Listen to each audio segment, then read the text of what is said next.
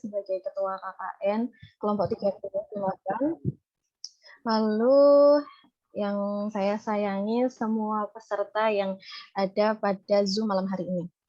Alhamdulillah, marilah kita panjatkan puji syukur kehadirat Allah Subhanahu wa Ta'ala yang telah melimpahkan nikmat dan karunia-Nya kepada kita semua.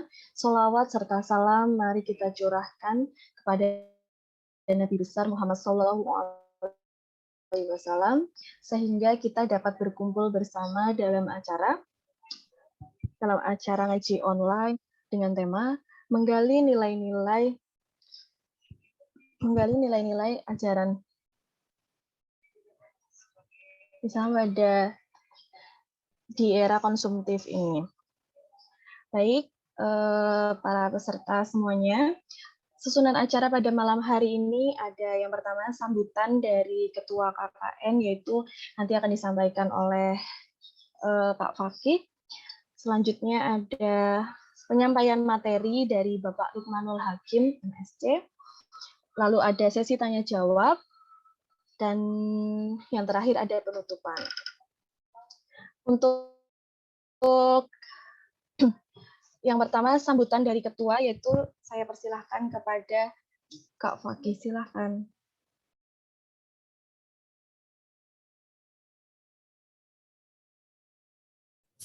Assalamualaikum warahmatullahi wabarakatuh.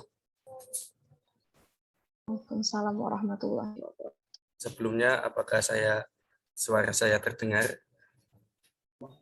Terdengar, Kak.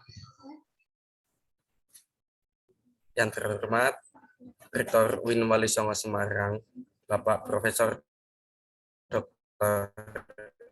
Imam Taufik MAG, yang saya hormati Ketua Lembaga Penelitian dan Pengabdian Masyarakat Universitas Islam Negeri Wali Songo Semarang, Bapak Dr. Ahmad Arif Junaidi,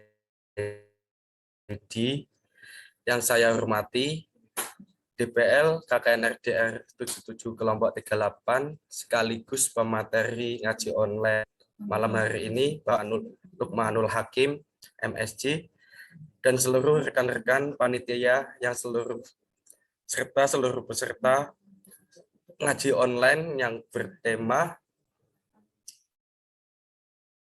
menggali di era milenial. Pertama-tama, marilah kita panjatkan puji syukur kehadirat Allah Subhanahu wa Ta'ala yang telah memberikan tempat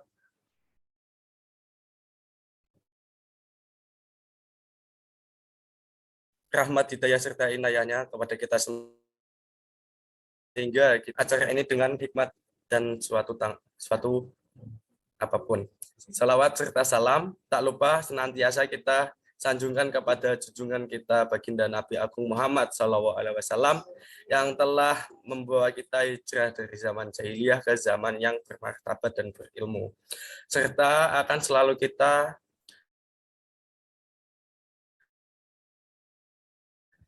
nantikan syafaatnya insya Allah di yaumul qiyamah. Amin amin ya rabbal alamin. Perkenankan saya di sini selaku ketua koordinator untuk melaporkan acara ngaji online yang bertema menggali nilai-nilai ajaran Wali Songo di era milenial.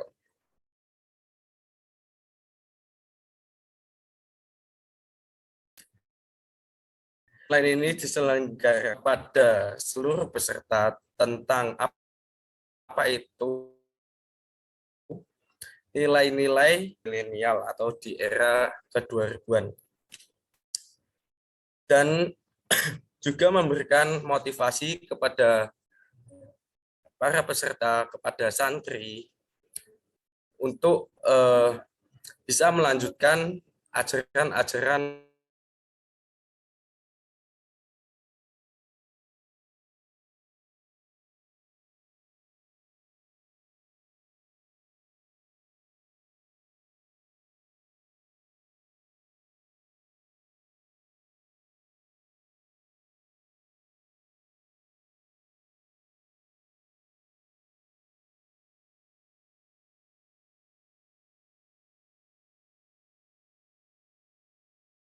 lakukan ini terhindar dari sebuah kegiatan-kegiatan yang menyimpang dalam ajaran Islam itu. Kalau kita bisa melihat teknologi ini di masa saat ini sangat mempengaruhi dalam hal paradigma kita untuk melihat sebuah keadaan saat ini, terutama di masa pandemi ini, kita bisa melihat bagaimana penggunaan teknologi seperti internet ini dalam kurun waktu 2019 sampai 2020 ini sangat mengalami peningkatan, terutama di masa pandemi ini, dalam hal meningkatkan sebuah perubahan yang sangat besar antara teknologi biasa ke teknologi digital secara menyeluruh. Kedua adalah bagaimana bagaimana problem dalam hal dakwah di masa saat ini, di masa yang sangat kompetitif, baik secara Islam ini banyak dakwah-dakwah kita, dakwah-dakwah yang saat ini yang hadir di media-media itu dakwah yang banyak, ada yang radikal, ada yang memaksa, ada yang menyimpang dengan ajaran-ajaran Islam. Hal ini menjadi penting kita menilik atau melihat bagaimana nilai-nilai dakwah yang disampaikan oleh Wali Songo, di mana Wali Songo itu terdiri dari 9 wali yang secara muasal itu ulama-ulama besar atau sebagai panutan, di mana awal kita memasuki Indonesia, terutama wali-wali kita ini sangat berpengaruh. 9 wali ini sebagai bagian dari cara yang berbeda-beda dan dengan cara yang sangat adaptif dan sangat bisa kita lihat bagaimana 9 wali ini seperti misalnya Sunan Gresik, Sunan Ampel, Sunan Giri, Sunan Bonang, terus Sunan Kalijaga, Sunan Gunung Jati, Sunan Gresik, dan sebagainya. Ini menjadi bagian dari Wali Songo yang sering kita kenal tentang periode bagaimana mereka membumikan sebuah dakwah Islam itu secara baik, secara dan baik. Next, kemudian kalau kita bisa melihat dalam hal ini kehadiran misalnya Sunan Gresik gitu, atau yang kita kenal dengan Syekh Maulana Malik Ibrahim ini, dia menyampaikan dakwahnya dengan bagaimana Islam itu diajarkan orang yang sederhana, bagaimana orang yang dan di hadapan Allah itu sisinya lebih baik. Dan beliau memiliki gagasan untuk mengalirkan sebuah kegiatan atau sebuah dakwanya dengan kegiatan yang digambar mengalirkan air dari gunung ke sawah dan ladang, dan itu terjadi secara pelan-pelan dan tidak terlalu terburu-buru dan memberikan sebuah pencerahan. Kedua adalah bagaimana kita bisa melihat juga Sunan Ampel atau yang sering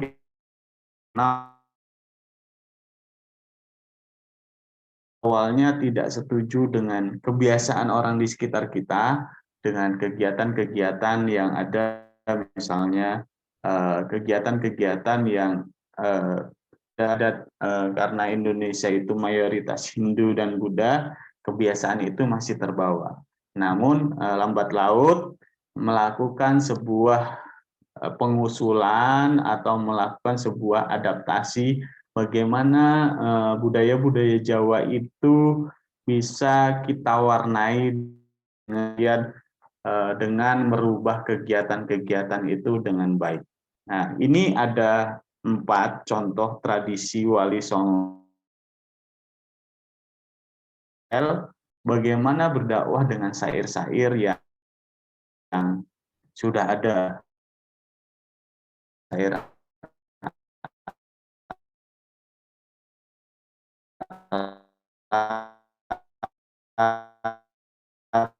atau syair grup yang terkenal misalnya Nisa Sabian dan sebagainya itu melantunkan dengan syair-syair yang baik.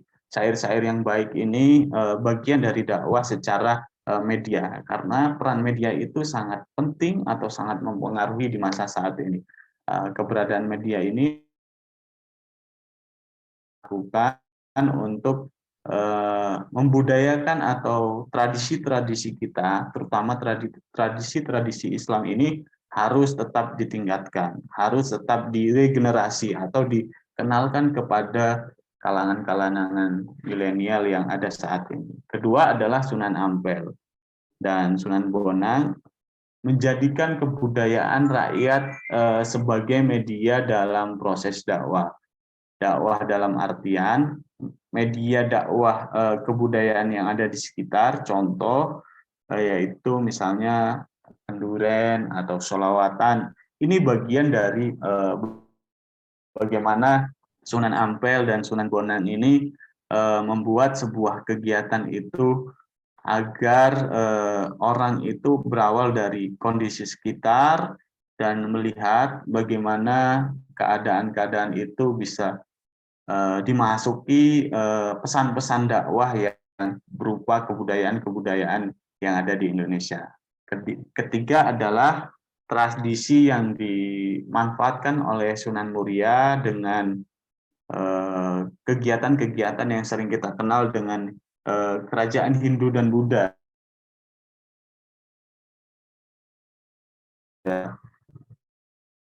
Matang 7 hari, matang puluh, nyatus, lungdino, mitungdino, dan sebagainya. Ini bagian dari tradisi yang sebenarnya tradisi Buddha atau Hindu kuno. Ini dimodifikasi bagaimana menyampaikan pesan-pesan Islam dengan melakukan sebuah kebiasaan baru dengan memberikan muatan dakwah berupa misalnya yasinan, dengan memberikan tahlil dan sebagainya.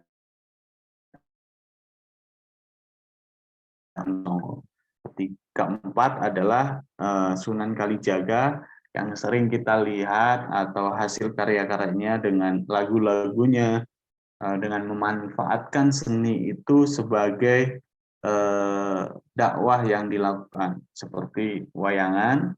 Wayangan kalau zaman dulu kita kenal dengan cerita-cerita yang berupa Hindu dan Buddha, tetapi zaman saat sekarang yaitu kita melakukan atau di zaman Wali Songo itu menggunakan wayang dengan menceritakan pesan-pesan atau strategi dakwah terhadap hampir semua wali-wali yang ada di sekitar kita dengan menceritakan hal-hal yang berkaitan dengan dakwah Islam itu sendiri. Lanjut, Mbak. Selanjutnya adalah gimana sih sebenarnya pelan kita dalam melakukan nilai-nilai ajaran Wali Songo di era milenial. Yang pertama adalah kita harus menguatkan dulu literasi dakwah secara digital di masa saat ini, karena ketika kita sudah memiliki sebuah literasi digital yang baik, maka kita akan mampu mudah untuk melakukan sebuah ajaran atau sebuah contoh yang baik terhadap orang-orang yang akan kita berikan dakwah. Mengapa literasi digital ini yang utama? Karena ketika kita melihat literasi digital ini sebagai bagian dari hal atau alat untuk kita melakukan sebuah informasi dengan cepat dan baik. Nah, yang kedua adalah bagaimana kita harus update dalam penguasaan teknologi. Di masa saat ini, kalau kita bisa melihat, penguasaan teknologi itu sangat penting, karena di era milenial atau sering kita sebut generasi Y, yaitu kisaran antara 81 dan orang, itu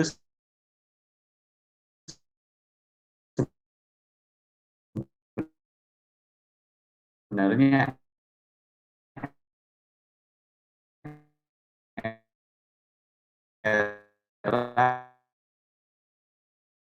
sudahnya informasi yang cepat.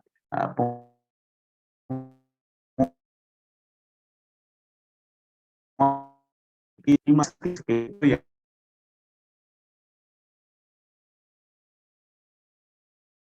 kita milik, kita harus mampu buah kegiatan itu dengan cepat dalam artian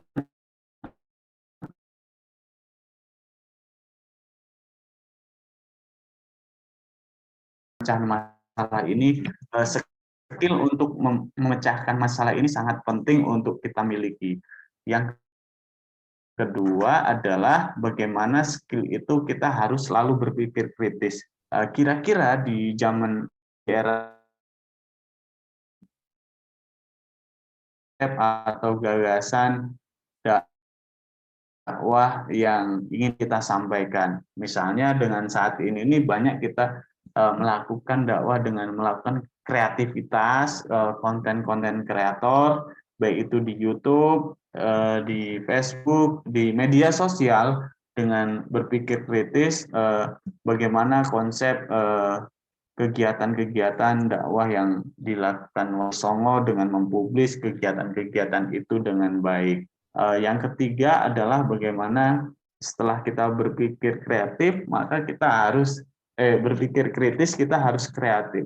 Kreatif dalam hal semua aspek, terutama aspek dakwah ini. Dakwah yang diajarkan oleh Wali Songo. Wali Songo itu dulu melihat karena dia sudah secara agama, secara pengetahuan tentang ilmu agama itu sangat mendalam. Di saat ini kan banyak orang yang memiliki kemampuan agama dengan tingkat rata-rata, tetapi kreativitasnya tidak disalurkan, maka itu tidak dilihat oleh generasi-generasi saat ini.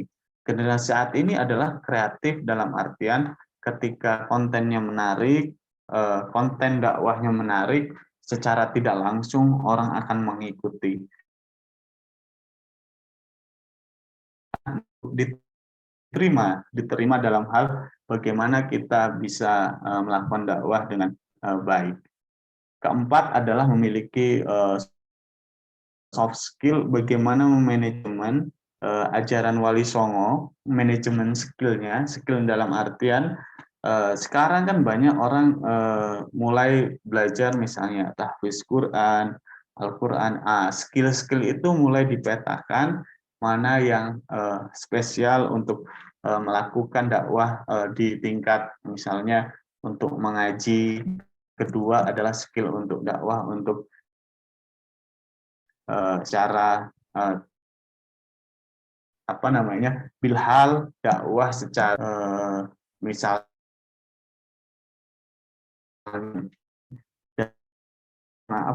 skill harus dimanajemen dengan sebagus apapun kalau manajemen hasilnya akan tidak baik. Dalam artian ketika kita bisa memanajemen dakwah itu dengan baik, maka orang akan mampu menerima apa yang disampaikan. Kita melihat contoh dakwah-dakwah yang dilakukan misalnya ulama-ulama besar yang ada di saat ini, misalnya contoh Gus Baha dengan pesan-pesannya saja media sosial, tetapi dengan orang banyak kreatif melihat apa yang disampaikan oleh Gus Baha itu menarik, maka orang lain membuat apa yang disampaikan oleh Gus Baha ini disalurkan dengan media-media yang ada di sekitarnya. Terus yang kelima adalah bagi teamwork untuk melakukan update teknologi. Teamwork dalam artian sekarang kalau kita bisa dakwah-dakwah yang merambah ke media-media sosial atau YouTube dan sebagainya, itu memiliki teamwork yang bagus. Teamwork yang bagus dalam artian dalam hal publikasi, dalam hal memanajemen waktu, di mana lokasi-lokasi dakwah yang akan dia berikan dan apa penyampaiannya, tema-tema yang selalu up to date untuk melihat kondisi saat ini dan skill teknologi itu dalam kecerdasan emosional. Emosional ini sangat kita bisa lihat bagaimana kecerdasan emosional ini untuk melihat kondisi misalnya yang kita dakwahi itu kalangan mana.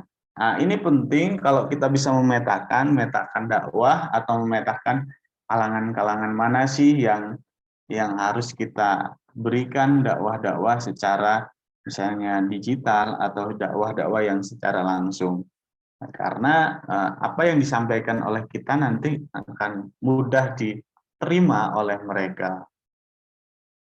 Terus yang ke-7, bagaimana kita mampu menilai kegiatan kita, dakwah kita itu apa sih, misalnya masih sebatas mana gitu. Misalnya kalau kita dakwah di kalangan mahasiswa masih sebatas mahasiswa sudah, tetapi kalau sudah kita nilai maka kita akan melakukan evaluasi bagaimana kita mampu. Yang selanjutnya kita melayani dalam artian melayani dengan baik, melayani dengan apa yang kita inginkan. Dalam artian spiritual itu sekarang di generasi milenial, era milenial ini banyak bagaimana orang itu kurang siraman rohani karena banyak melakukan teknologi-teknologi tanpa ada skill untuk bernegosiasi, untuk melihat sebuah kegiatan dakwah ini jangan sekedar melayani dengan baik. Melayani dengan baik itu kita melihat bagaimana ada masukan-masukan atau tidak dari jamaah kita, biar jamaah kita lebih fleksibel atau lebih nyaman ketika kita mendengar apa-apa saja yang sama. Itu bagaimana kita harus mampu mengupdate penguasaan teknologi dengan skill-skill yang paling tidak itu tadi itu. Nah, ini menjadi penting bagaimana nilai-nilai ajaran Wali Songo di era milenial ini. Yang ketiga adalah mudah beradaptasi.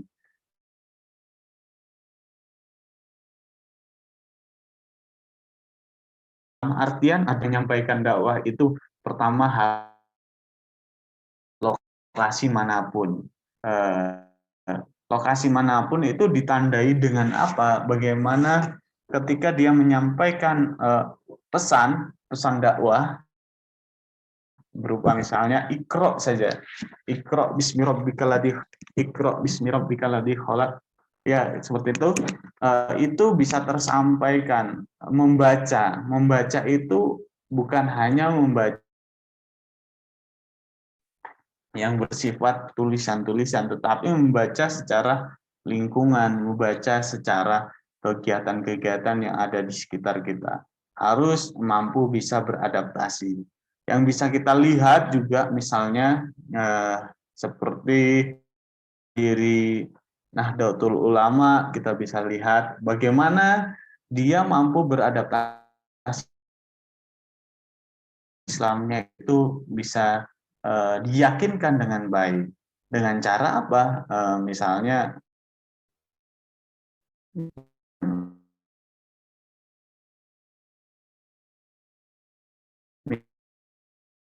dengan secara umum, tidak langsung menyampaikan ayat per ayat, tetapi dengan sebuah contoh, dengan sebuah kegiatan yang bisa diterima dengan baik. Yang keempat adalah bagaimana nilai-nilai budaya lokal atau kita kenal dengan local wisdom yang menjadi media untuk memasukkan nilai-nilai dakwah. Ini kan banyak kalau wisdom atau budaya lokal kita yang sering kita explore atau sering kita regenerasi untuk meningkatkan ajaran-ajaran Islam itu agar tetap berdiri oleh wali-wali kita, oleh Rasulullah SAW sesuai dengan apa yang disampaikan di awal. Nilai-nilai ini misalnya seperti menyampaikan tadi wali Allah dengan menyampaikan syair-syair saya mampu memberikan siraman berupa misalnya siraman rohani berupa misalnya nyanyian-nyanyian atau budaya seperti wayang dan sebagainya itu kita sampaikan atau konteks saat ini seperti misalnya wayang untuk generasi milenial itu seperti apa sih sebenarnya yang menarik untuk teman-teman, makanya kita harus tahu apa sih yang diinginkan oleh generasi saat ini ketika budaya-budaya kita yang sebenarnya sangat menarik kalau kita tahu asal muasalnya, karena banyak di saat ini era milenial ini banyak yang ingin melakukan segala sesuatu itu dengan praktis, melakukan segala sesuatu itu dengan cepat dan mudah. Ini menjadi penting karena kalau kita melayani dengan baik apa yang dibutuhkan saat ini, maka kita bisa menyampaikan ajaran-ajaran Wali Songo ini dengan baik. Next, Mbak. Lanjut di slide selanjutnya. Kalau kita melihat lagi bagaimana sih cara untuk menerapkan ajaran Wali Songo itu di era milenial ini? Yang pertama adalah kita harus meningkatkan SDM kita, dengan bagaimana kita harus mengupdate literasi dalam hal misalnya dai-dai kita harus diberikan informasi, diberikan pemahaman tentang Islam itu dengan baik dalam hal misalnya tentang baca Al-Quran, tentang bagaimana kita melihat tafsir Al-Quran secara detail dan baik itu hurufnya, letaknya, filosofisnya itu harus kita tingkatkan. Dan misal sekarang yang masih banyak kalau kita melihat pesantren-pesantren di seluruh Indonesia itu lagi meningkatkan SDM-nya dengan melakukan tahfiz misalnya. Tahfiz itu di mana-mana sekarang masih sangat meningkat untuk bagaimana orang itu bisa bersaing dan SDM kita, maka kita akan mudah. Yang kedua adalah jangan pernah berhenti berinovasi. Berhenti berinovasi apa yang perlu kita lakukan, yaitu inovasi dalam hal penyampaian dakwah, ajaran yang dilakukan Wali Songo. Jangan melihat segala sesuatu itu tidak baik dan sebagainya, tetapi lihat apa sih pesan yang diberikan dalam setiap kegiatan atau setiap misalnya ceramah atau yang disampaikan oleh kiai-kiai kita, yang disampaikan oleh ustadzah kita di pondok maupun di kampus, itu apa yang bisa kita ambil dari mereka. Inovasinya misalnya inovasi dalam penyampaian materi, inovasi dalam menghadapi segala sesuatu yang ada. Ketiga adalah bagaimana kita melek teknologi atau memanfaatkan teknologi. Sekarang itu teknologi itu ada di genggaman kita. Ketika kita tidak memanfaatkan teknologi dakwah dengan hal-hal yang negatif. Nah, misal banyak sekarang orang tidak melek teknologi tetapi sudah menggunakan teknologi. Dalam hal itu bisa kita lihat tadi banyak pengguna Indonesia itu menggunakan misalnya gadget itu penggunaan data itu hampir 73%. 73% itu kita mampu memberikan ajaran Wali Songo dengan baik, paling tidak 10% lah dari populasi Indonesia itu dengan mengajak untuk amal ma'ruf nahi mungkar dan menerapkan dakwah-dakwah yang disampaikan oleh kiai-kiai kita dengan baik, maka itu akan sangat memiliki pengaruh secara signifikan. Dan terakhir adalah bagaimana kita siap dengan perubahan. Di masa saat ini kita harus mampu menyiapkan perubahan-perubahan yang ada, atau yang sering kita kenal adalah new normal. New normal itu bagaimana kita mampu beradaptasi dengan kondisi saat ini. Dan kondisi saat ini adalah kondisi untuk kita melakukan evaluasi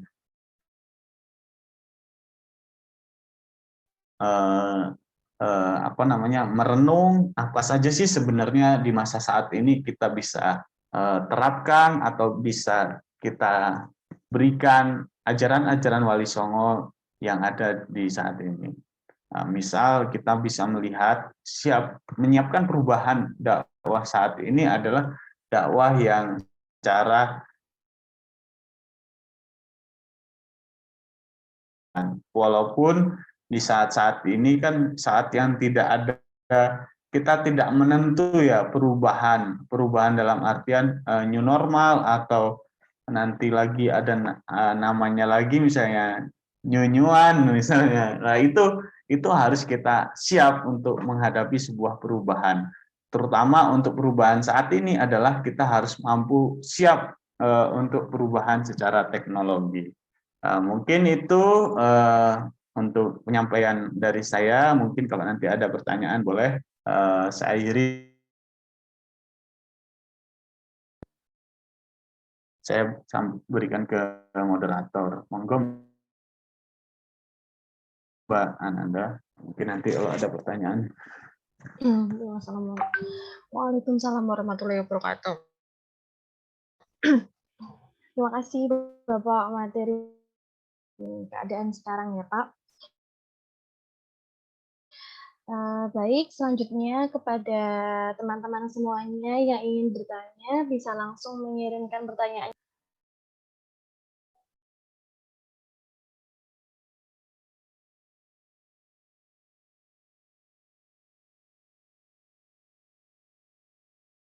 Baik, sudah masuk ya pertanyaannya.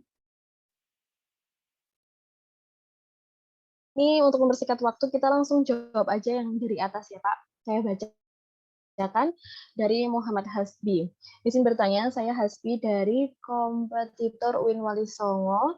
Tadi Bapak menyampaikan bahwa metode dakwah para wali masuk zaman Wali Songo, mungkin hal itu disampaikan karena ada suatu urgensi dan metode yang paling efektif untuk dilakukan. Pertanyaannya, karena itu sudah menjadi habit atau kebiasaan, banyak tradisi yang masih dilakukan dan hal tersebut menyimpang dari agama Islam. Lalu bagaimana solusinya ya? Baik, monggo Bapak. Silakan.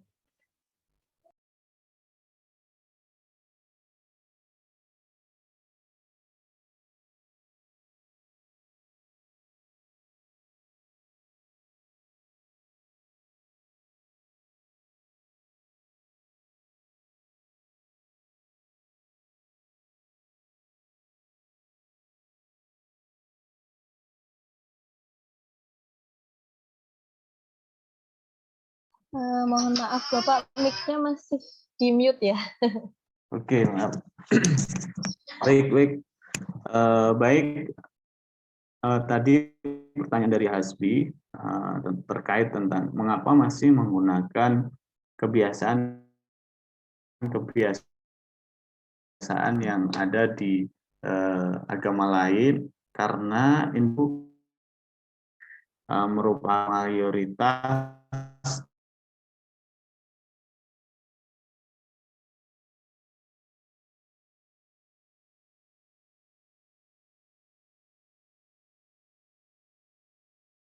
dengan perlahan dalam artian waktu itu di zaman Wali Songo itu baru sampai belum secara 100% itu belum menggunakan metode yang pure dengan keislaman, tetapi itu dilakukan untuk melakukan pendekatan yang perlahan dalam hal misalnya penyampaian agama Islam. Penyampaian itu bisa kita lihat dengan adanya budaya yang pertama adalah misalnya 7 hari, 6 hari itu kalau adalah kebudayaan dari Hindu. Tetapi Wali Songo melakukan pendekatan adalah kegiatan-kegiatan itu masih tetap dilakukan untuk merubah dalam artian sisi akidahnya dan persepsinya. Kalau dulu agama Hindu, maka dia dilakukan dengan memberikan sebuah pencerahan dengan kalimat-kalimat yang ada di Al-Quran atau yang sesuai dengan ajaran Islam itu sendiri. Mungkin begitu, Mbak Nanda. Baik, terima kasih sekali jawabannya Bapak. Dan apakah Mas Hasbi sudah jelas? Sudah ya, sudah. Baik, lalu ada pertanyaan lagi Pak dari Mardiana Zulfa. Izin bertanya, apakah ajaran dakwah Wali Songo yang ada pada zaman dulu masih relevan jika diterapkan sekarang ini? Oke. Sebenarnya kalau relevannya relevan, tetapi yang kita harus tahu adalah bagaimana kita mampu mengadaptasikan kebiasaan dari orang-orang saat ini ya, karena setiap generasi itu punya kebiasaan tersendiri. Yang kita lakukan adalah bagaimana beradaptasi dengan baik dengan menyampaikan kegiatan-kegiatan dakwah yang dilakukan oleh Wali Songo terdahulu maupun oleh misalnya Nabi atau Rasulullah SAW, maka kita bisa menguasai atau memberikan ajaran-ajaran dakwah itu dengan baik. Mungkin begitu, Mbak Nanda. Ini Bapak, terima kasih sekali jawab. Ini ada pertanyaan lagi dari Nikmatul Ikmawati. Izin bertanya Pak, berhubungan dengan moderasi beragama, apakah ada cara dari peninggalan Wali Songo yang membuat sesama Islam itu saling toleransi? Mengingat dalam Islam sendiri ada yang menganut Islam tertentu secara garis kuat. Nah, bagaimana caranya agar sesama Islam itu saling menerima satu sama lain melalui ajaran Wali Songo di era milenial ini? Ini pertanyaannya. Monggo Pak. Terima kasih. Ini pertanyaan Mbak Nikmatul ini relevan sekali ya dengan kondisi saat ini beragama. Bicara moderasi beragama, toleransi, saling menghormati apa yang ada di yang kita yakini, maka kita akan bisa saling tahulah dengan apa yang ada atau yang kita yakini itu sendiri. Kalau kita melihat moderasi beragama,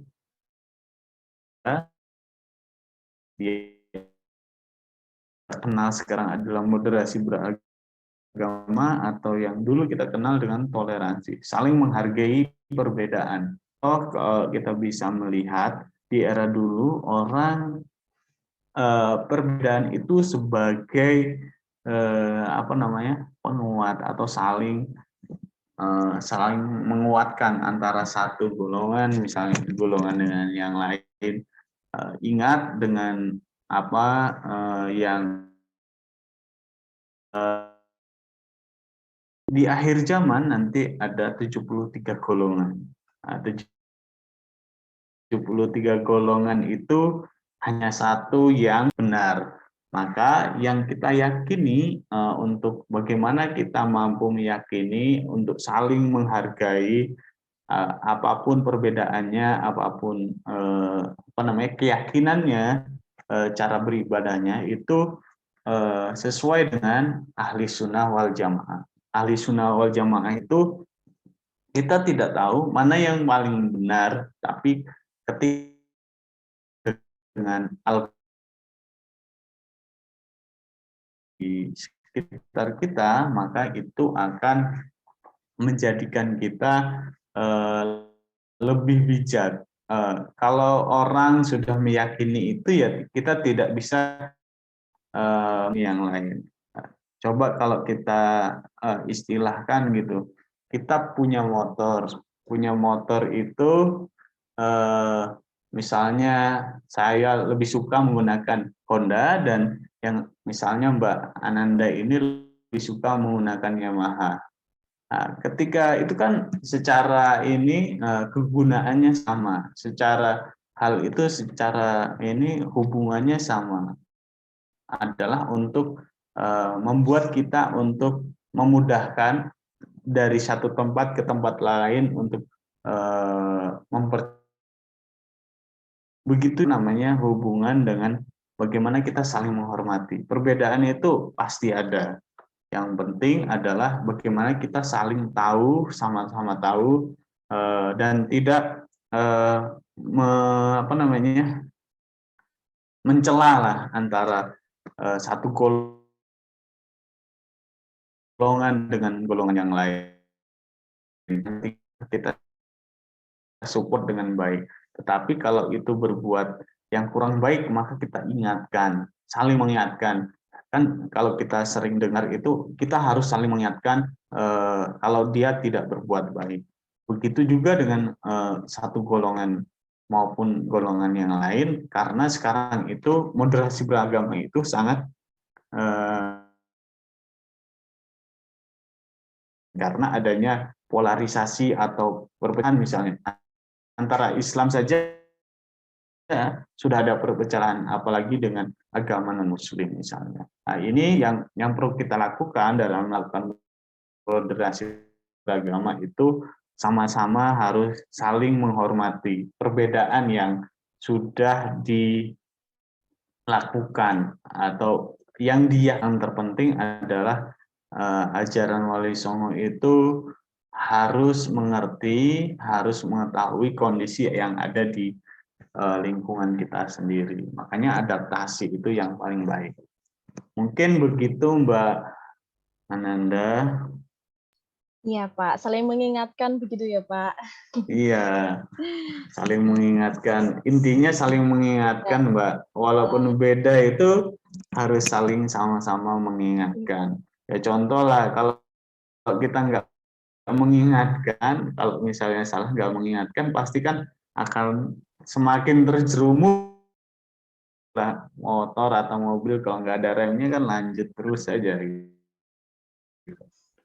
Ya. Oke, baik. Selanjutnya ada pertanyaan dari Fakih Hazuriski. Ya Pak, bagaimana cara mendorong dan membiasakan anak-anak sejak dini agar terbiasa mengisi waktu dengan mempelajari ajaran Wali Songo daripada menonton film atau hal lain? Terima kasih. Ajaran anak-anak ya, ajaran terhadap anak-anak ya. Oke, terima kasih pertanyaan Mas Fakih ini sangat menarik. Kalau kita melihat saat ini untuk membiasakan itu sebenarnya kunci utama itu adalah lingkungan terdekat kita. Bagaimana kita membangun sebuah karakter itu dengan madrasah paling utama itu adalah orang tua kita, orang-orang di sekitar kita. Kalau kita ingin membiasakan anak itu baik, maka kita harus berbuat baik. Berbuat baik dalam artian yang pertama adalah yang paling berpengaruh dalam anak-anak itu di sekitar kita itu siapa. Misal ibunya kan, yang paling pengaruh yang baik dalam artian literasi atau memberikan pembiasaan terhadap anaknya. Contoh sederhana saja, Mbak. Kalau ibunya menyuruh membuang sampah pada tempatnya. Ini hal yang paling sederhana. Belum kita berbicara dengan tentang agama. Kalau misalnya berbicara tentang agama, maka kita membiasakan misalnya membaca bismillah. Anak sejak dini ketika makan, minum, keluar dan sebagainya, orang tua harus membiasakan hal yang paling sederhana. Itu yang paling penting adalah bagaimana membangun kebiasaan itu di lingkungan paling kecil dulu. Kedua adalah bagaimana lingkungan pengaruh terhadap kegiatan-kegiatan kita itu, kegiatan anak di sekitar itu siapa. Pertama kan pasti orang tua, ibu dan bapaknya. Kedua nanti tempat ngajinya, Mbak. Tempat mengajinya itu harus dipilihkan yang benar.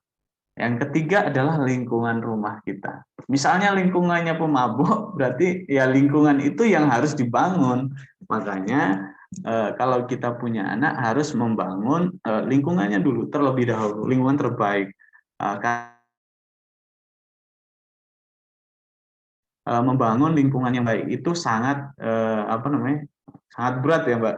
Dalam artian di masa kegiatan ini kita bisa melihat mengapa sekarang madrasah itu sangat diminati, sangat orang antusias untuk memondokkan anaknya, memberikan anak-anaknya itu tentang pengetahuan agama, karena di pondok itu merupakan madrasah yang sangat ramah terhadap anak dan pembiasaannya yang secara langsung bisa kita petik atau kita rasakan ya, misalnya gimana kita memberikan adabnya, sopan santunnya gitu. Mungkin begitu, Mbak Ana. Ya, lingkungan itu berpengaruh besar sekali ya untuk anak-anak itu. Selanjutnya ada pertanyaan dari Ida Fadila. Mohon izin bertanya Pak, bagaimana cara menyampaikan dengan media yang ada, sedangkan konten yang ada dikuasai dengan konten yang tidak berguna. Terima kasih. Pertanyaannya juga menarik. Yang harus kita lakukan adalah yang menarik. Konten-konten menarik itu makanya kita perbanyak dengan konten-konten misalnya berdakwah dengan sederhana.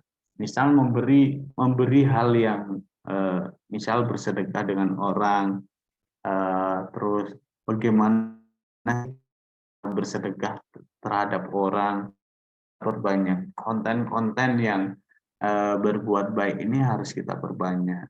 Kenapa seperti itu? Karena kita harus ikut dalam hal membiasakan bagaimana harus kita kuasai juga dengan harus kreatif konten itu dan harus bisa diterima oleh apa yang dibutuhkan dari media sosial dari orang-orang tersebut.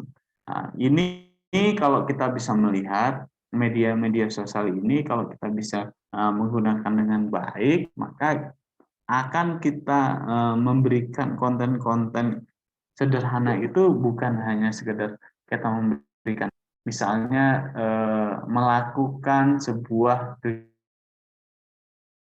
kegiatan yang bisa diterima oleh orang. Itu kan bagian dari kita dakwah dengan orang. Kedua adalah bagaimana kita melayani orang di sekitar kita, melayani dalam hal melayani misalnya atau melayani kegiatan sederhana sajalah. Misalnya kita beli buku atau beli apa yang melayani dengan baik, itu kan bagian dari dakwah secara bilhah, dakwah secara sederhana seperti itu. Maka yang perlu kita lakukan adalah di di masa saat ini adalah memperbanyak konten-konten kreatif, konten-konten positif yang kita gunakan untuk biar walaupun dikuasai tetapi sedikit demi sedikit kita juga ikut menguasai.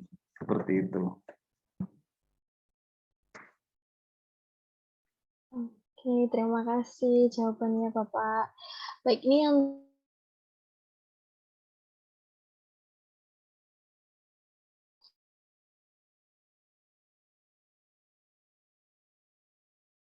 disun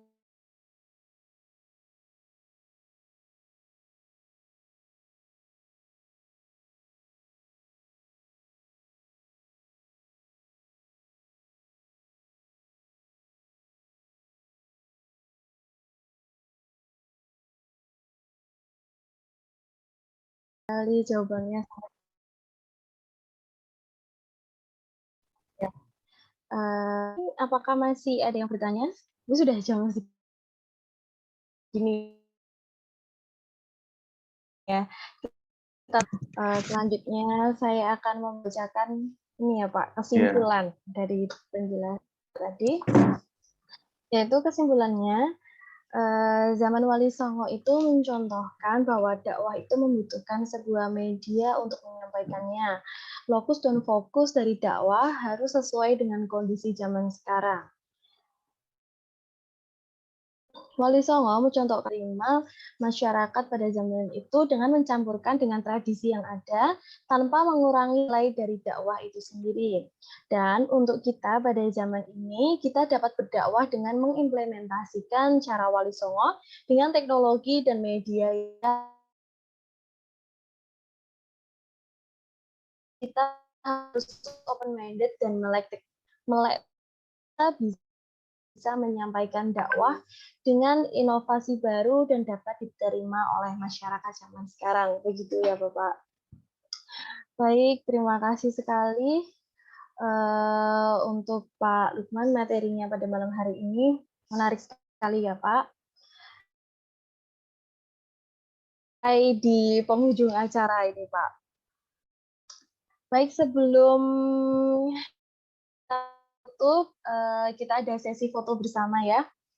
Sesi foto bersama di-handle oleh operatornya Kak Fajar. Kak Fajar. Ya.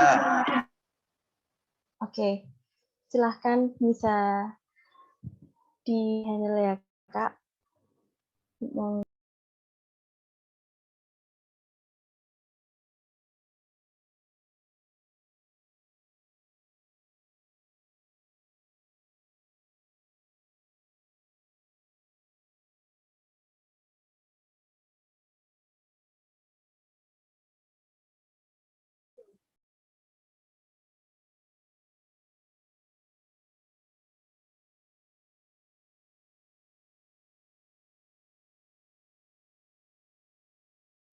Halo, Kak Fajar.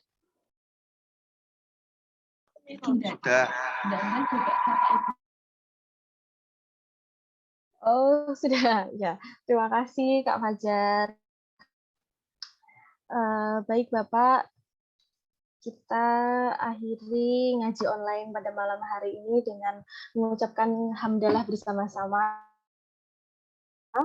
Alhamdulillah. Alhamdulillahirrahmanirrahim. Terima kasih atas perhatian dari kerjasama dari teman-teman semua dan terima kasih untuk Bapak yang materinya sangat menarik pada malam hari ini. Mohon maaf atas segala kekurangan. Semoga ilmu yang kita dapatkan saat ini bermanfaat di masa yang akan datang. Amin.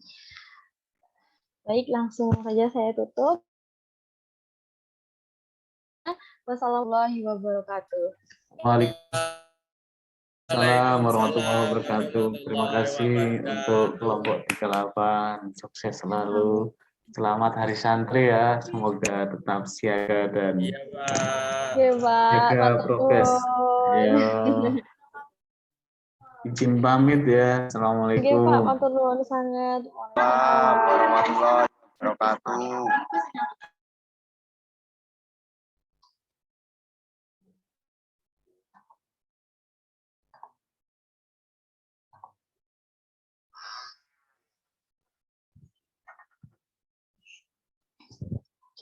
les.